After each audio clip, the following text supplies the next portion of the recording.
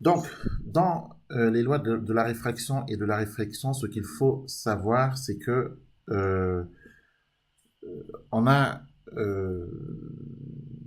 un plan d'incidence que j'ai noté ici en vert, qu'on a schématisé en vert, dans lequel on a deux milieux. On a le milieu 1 transparent et le milieu 2 transparent. Donc, on a un rayon incident.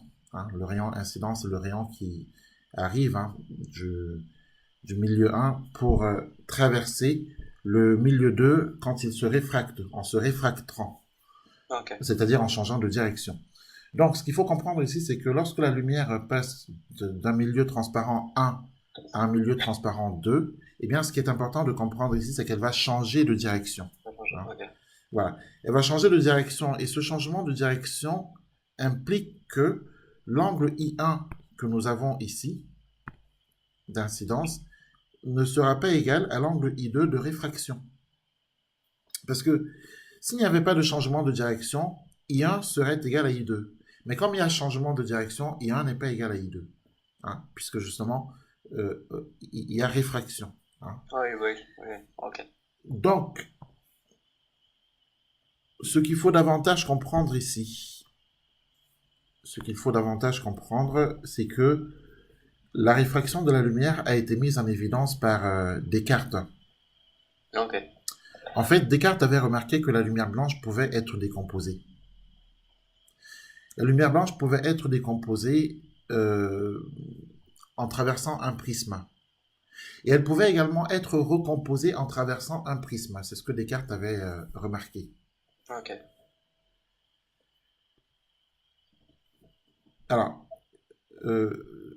Descartes et Snell ont mis en évidence la loi que nous allons écrire tout à l'heure.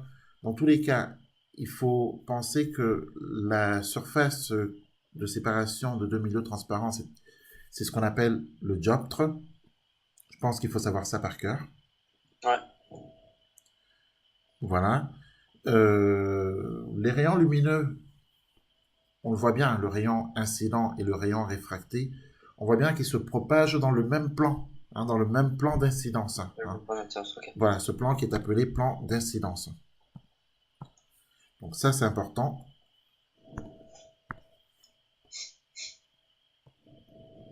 Alors ensuite, justement, ce qu'il va falloir écrire ici, c'est la loi de Snell-Descartes.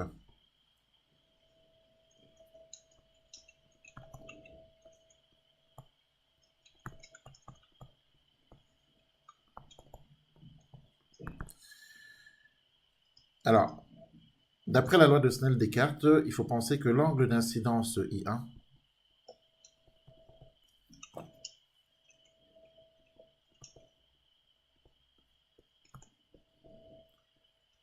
et l'angle réfracté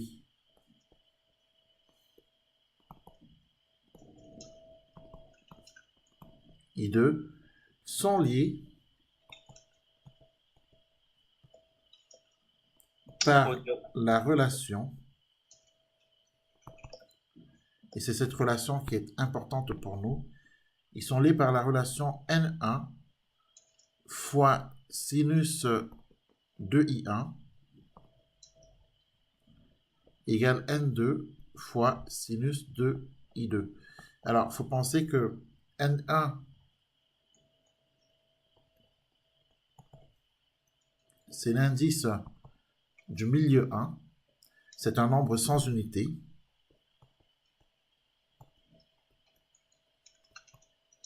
Ok.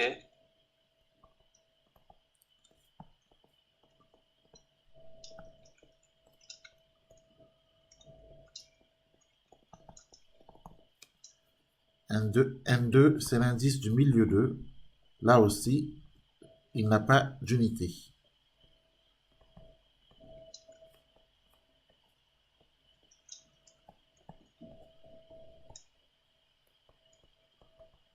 Voilà.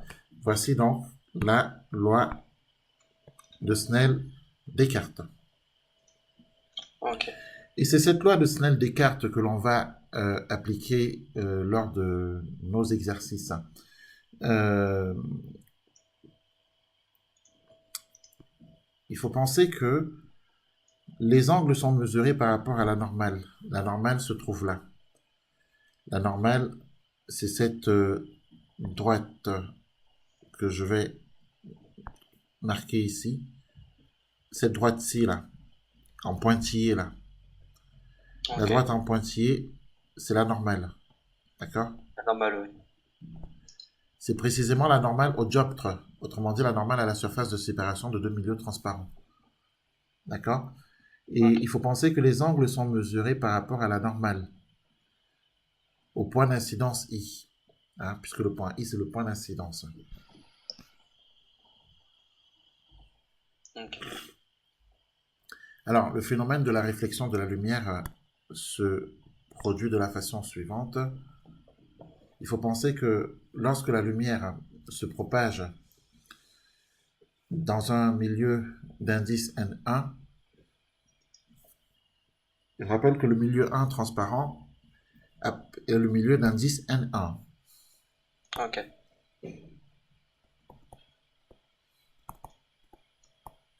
Et le deuxième milieu est le milieu d'indice N2. Donc, lorsque la lumière se propage dans un milieu d'indice N1 et arrive justement à la surface de séparation avec un milieu d'indice N2, tel que, tel que l'indice N1 est inférieur à l'indice NE, eh bien, il faut penser que cette lumière est toujours déviée en se rapprochant de la normale. Hein. Autrement dit, l'angle I2 va diminuer, hein, puisqu'on se rapproche de la normale. Ok.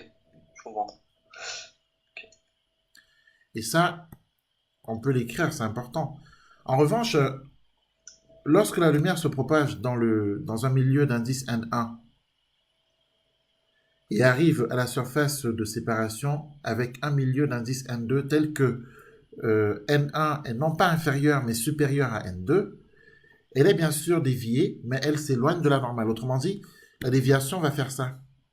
On va avoir quelque chose comme ça. Donc, au lieu d'être déviée comme on l'a à l'écran, elle va être déviée, par exemple, en s'éloignant de la normale, dans l'autre sens. Ok, ouais, je comprends.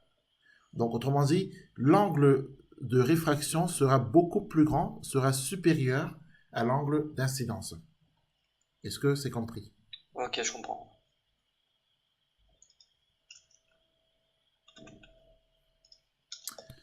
Donc ça, c'est important pour nous. Hein. C'est important pour nous parce que si on nous demande de faire une schématisation euh, qui tient compte de ces deux données, eh bien, c'est important pour nous de bien connaître cette partie du cours. Bon, alors on va écrire ça quand même, hein, puisque c'est important.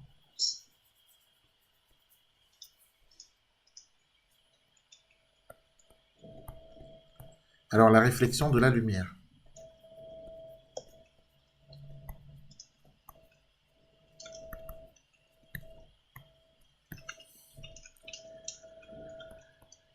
Alors, ce qu'il faut penser, c'est que lorsque la lumière se propage dans un milieu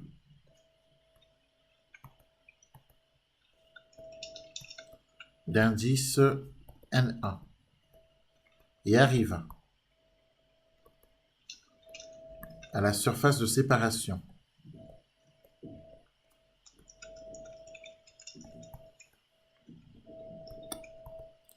avec un milieu d'indice N2 tel que, et c'est ça qui est important, tel que N1 est inférieur à N2, hein, on va même le souligner, tel que N1 est inférieur à N2,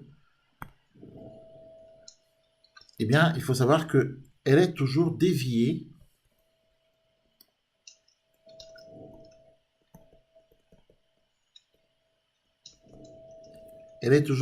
en se rapprochant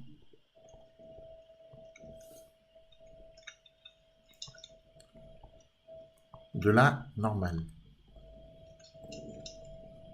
Et en plus, l'angle d'incidence I1 est supérieur à l'angle de réfraction I2. En clair, c'est la schématisation suivante. On a le plan d'incidence. On a la lumière qui arrive, hein, le rayon incident qui arrive. Voilà.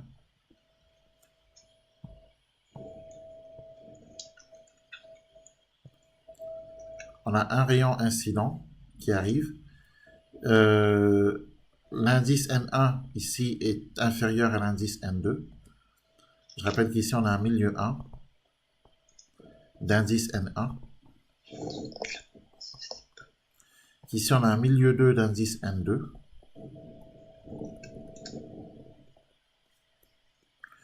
Que l'indice N1 est inférieur à l'indice N2 et que dans ces conditions, au lieu que la lumière, au lieu que le rayon réfracté s'éloigne de la normale comme ceci, au lieu qu'il s'éloigne, il va plutôt se rapprocher de la normale. Voilà. Et il sera plutôt ici. Ok. Et l'angle I1 que forme le rayon incident avec la normale sera supérieur à l'angle I2 que forme le rayon réfracté avec la normale.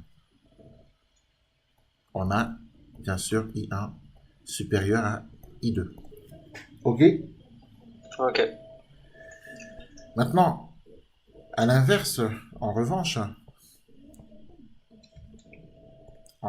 alors ce cours-là, il faut le connaître par cœur. En revanche, lorsque la lumière se propage dans un milieu d'indice N1 et arrive à la surface de séparation avec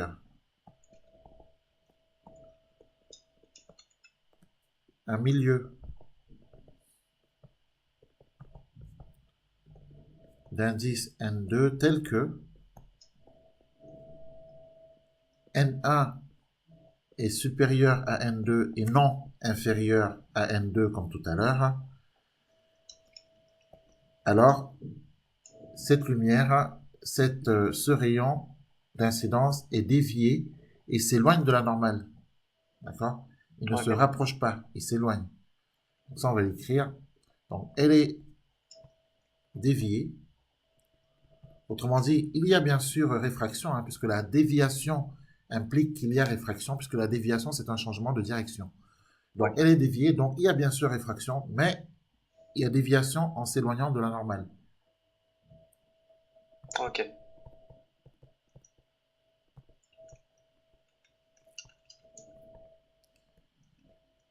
Et évidemment, si la lumière s'éloigne de la normale, l'angle d'incidence I1 est forcément inférieur à l'angle de réfraction I2. Et là, on a la schématisation suivante. On a le plan d'incidence. On a la normale, la surface de séparation de deux milieux transparents. On a le rayon incident qui arrive ici, ici on a le point d'incidence, hein, le point I d'incidence. Et au lieu de se rapprocher de la normale, eh bien, ce rayon d'incidence va se réfracter en s'éloignant de la normale. Autrement dit, l'angle I1, l'angle I2 formé par la normale et le rayon réfracté sera supérieur à l'angle I1 formé par le rayon incident et la normale. Est-ce que c'est compris là? Ok. Donc, ici, bien sûr, on a le milieu 1 d'indice N1. Et ici, on a le milieu 2 d'indice N2. Et on est dans le cas de figure où N1 est supérieur à N2. D'accord? Et on a, bien sûr, l'angle d'incidence qui est inférieur forcément à l'angle de réfraction. Voilà. Voilà déjà ce qu'on pouvait dire, hein, bien entendu, sur la loi de Snell-Descartes. Alors, un exercice d'application. Un exercice d'application, on souhaite déterminer les angles dans un dioptre RO. L'énoncé est le suivant. Un rayon lumineux se propageant dans l'air, indice 1,0, arrive à la surface de l'eau, donc l'indice est de 1,33. Ce rayon fait un angle de 25 degrés avec la surface horizontale. Faire un schéma à noter de la situation. Déterminer l'angle d'incidence I1, en déduire l'angle réfracté I2. Alors, on va commencer par faire un schéma de la situation. Ok. Donc, on fait bien sûr un plan d'incidence, toujours. Le dioptre, la normale au dioptre, hein, bien entendu. On met bien sûr ici notre angle droit. On a le rayon qui arrive. C'est le rayon incident, forcément. Il arrive. Voilà. On nous dit qu'il fait... Alors attention, il faut bien lire l'énoncé. Hein. Faut bien lire l'énoncé. Ouais. On nous dit que ce rayon qui arrive, hein, ce rayon lumineux qui arrive, qui se propage dans l'air, arrive à la surface de l'eau. Et surtout, on nous dit qu'il fait un angle de 25 degrés avec la surface horizontale. On n'a pas dit qu'il fait un angle de 25 degrés avec la normale. Attention, la normale, elle est là. Hein. Oui. Il faut bien lire l'énoncé. Ici, c'est la normale, en pointillé. D'accord? Et ça, c'est la surface horizontale. D'accord? On nous dit qu'il fait un angle de 25 degrés avec la surface horizontale. Autant dire qu'on a 25 degrés ici. Ce qui veut dire que, ce qui signifie que ici, on a 90 degrés moins 25. D'accord? Ok. Forcément. Donc, Ouais. 90 degrés moins 25, ça nous fait 65 degrés. Ouais. D'accord? Donc, autrement dit, on a I1 qui est égal à 65 degrés. Est-ce qu'on est d'accord? Oui. Et justement, on demande de calculer I1. Donc, I1 fait 65 degrés. Donc, pour répondre à la question numéro 2, on peut anticiper en disant que... C'est qu'un angle est égal à 90 degrés. Tout à fait, en disant que l'angle d'incidence I1, eh bien, on le trouve en faisant 90 degrés moins 25 degrés, tout simplement. Et donc, il est égal à 65 degrés. Est-ce que tu as compris, là? Ok. Donc, il faut bien lire l'énoncé. Attention. Voilà, et là, on a répondu à la deuxième question. Mais, il faut qu'on complète notre schéma, hein, puisqu'on n'a pas fini, puisque le rayon qui arrive hein, à la surface de l'eau se réfracte. Il se réfracte. Alors, rappelons que l'indice, que les choses soient claires, hein, ici, et c'est là que tout va se jouer. Ici, on a un milieu 1. D'accord? On a un milieu 1 d'indice N1 qui est égal à 1,0. Je rappelle que le milieu 1, c'est l'air. D'accord? Oui. On a un milieu 2. On a un milieu 2. Le milieu 2, c'est le milieu d'indice 1,33.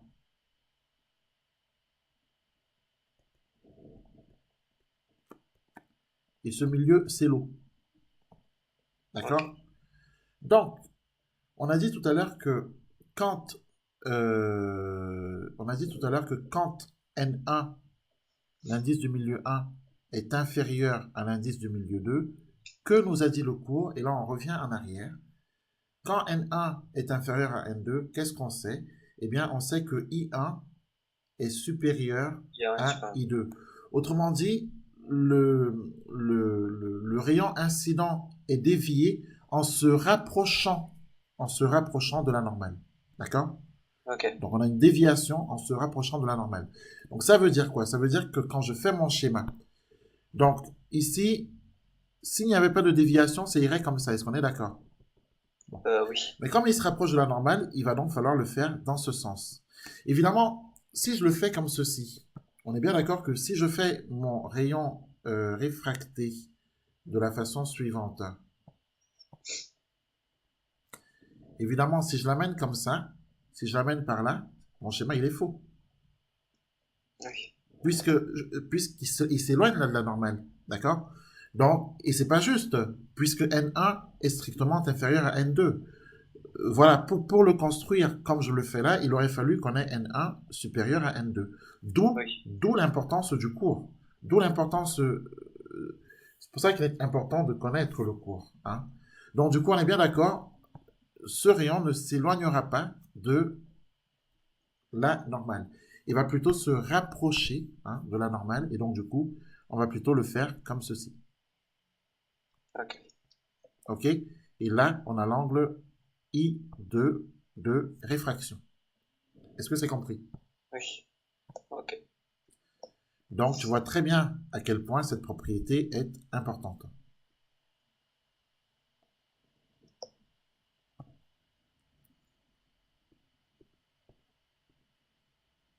Alors, je recommence.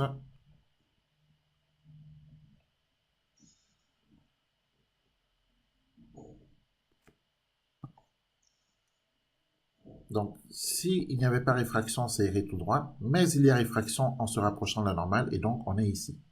Et là, on a I2, angle de réfraction. Et n'oublions pas que nous sommes ici dans le milieu 2. Ce milieu, c'est l'eau, et l'indice de l'eau, c'est 1,33. Voilà. Et donc maintenant, grâce à la loi de Snell-Descartes, on va pouvoir calculer l'angle de réfraction. Voilà, et l'angle de réfraction, donc c'est forcément en utilisant la loi de Snell-Descartes, ok, Ok. pour la réfraction, que l'on va pouvoir calculer I2. Donc, d'après la loi de Snell-Descartes, on écrit que l'indice de l'air, sinus I1, je rappelle que c'est l'indice du milieu 1, hein, puisque l'air c'est le milieu 1, est égal à l'indice de l'eau, hein, l'indice du milieu 2, fois sinus de I2. Soit, puisqu'on cherche I2, donc il faut exprimer sinus de I2, donc soit sinus de I2, qui est égal à indice de l'air multiplié par sinus de I1, et divisé forcément par indice de l'eau. Ok. Donc on obtient ceci, on obtient que le sinus de I2 est égal à l'indice de l'air qui fait 1,0 fois le sinus de I1. On a montré que I1 est égal à 65 degrés. C'est pour ça que je disais qu'il faut vérifier que tu es bien en degrés. Ouais. Divisé par l'indice de l'eau qui est 1,33. Alors on calcule ça et on trouve 0,68. Alors tu feras le calcul et tu vérifieras que tu trouves 0,68. Ensuite, on passe par la fonction arc-sinus, ou sinus moins 1 de la calculatrice, ou arc-sinus. Ouais. Donc, soit on fait sinus moins 1 de 0,68, ou alors on fait arc-sinus de 0,68, et ça nous donne l'angle I2. D'accord? Donc, ça nous donnera que I2 est donc égal à 43 degrés. Et on a trouvé l'angle de réfraction. OK? Voilà, voilà qui termine notre application. Et là, on est clairement dans un exercice de type contrôle. Ok.